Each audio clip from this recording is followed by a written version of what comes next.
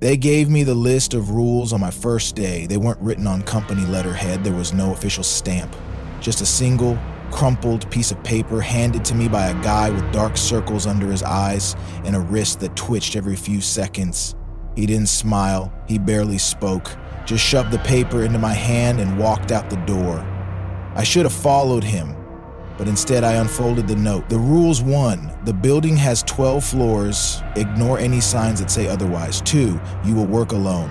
No one else should be here after midnight. If you see someone, do not acknowledge them.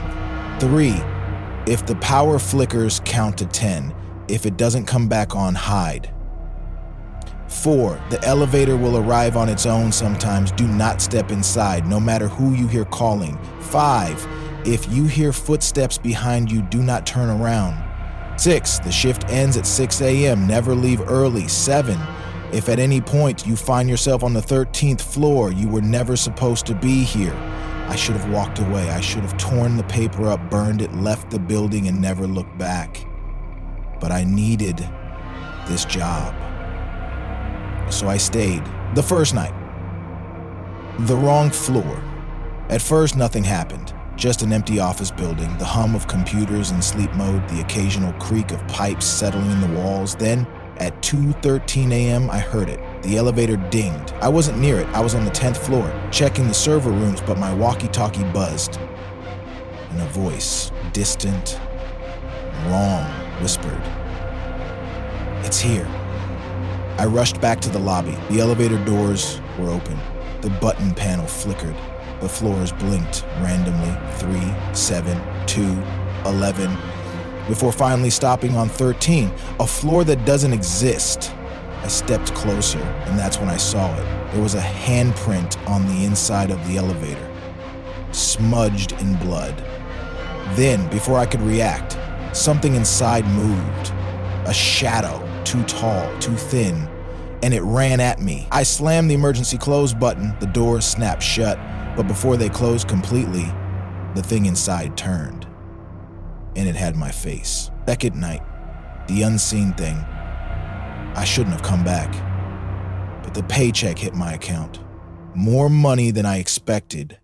So I convinced myself it was just exhaustion, just a bad first night.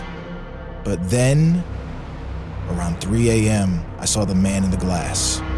The office lobby had a huge window overlooking the parking lot. Beyond it, just an empty street, barely lit by flickering street lamps. But tonight, there was something standing outside. A man, completely still, except his reflection was inside the building. I turned. Nothing was there. But when I faced the glass again, the reflection was closer, its head tilted as if listening.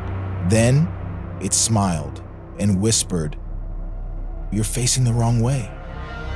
Cold breath touched my neck. I ran. I should have quit. I wanted to quit, but something wouldn't let me. At exactly 3:33 a.m., the building went silent. Not normal silence. Not just no people around silence. This was wrong. The clock stopped ticking. The air vents stopped humming.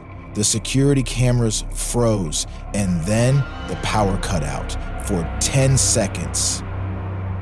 9, 8. Something moved in the dark. 7, 6.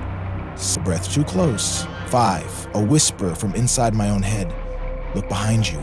4, 3. A single cold hand pressed against my back. 2. A voice hissing. Now you belong here. 1. The lights flickered back on, and I was in the elevator. The doors were closing, and the panel was counting up. 10, 11, 12. Ding! 13. The doors opened, and the hallway beyond wasn't right.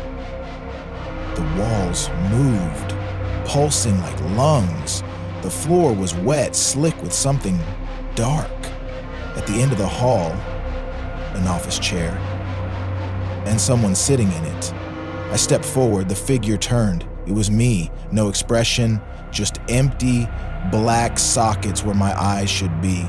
It raised one shaking hand, pointed behind me. I turned, and I saw them. The other security guards, the ones who worked here before me. Their bodies were melded into the walls, mouths frozen in silent screams. Then, the lights went out again, and the last thing I heard was my own voice whispering, "You were never supposed to be here."